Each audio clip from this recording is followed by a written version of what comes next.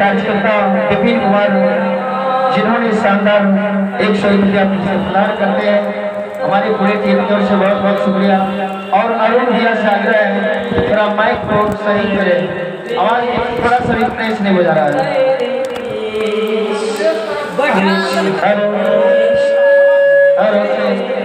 hello hello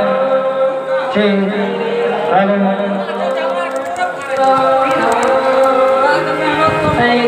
और जिन्होंने शानदार 101 रुपया से प्रदान करते हमारे विपिन कुमार जी, यह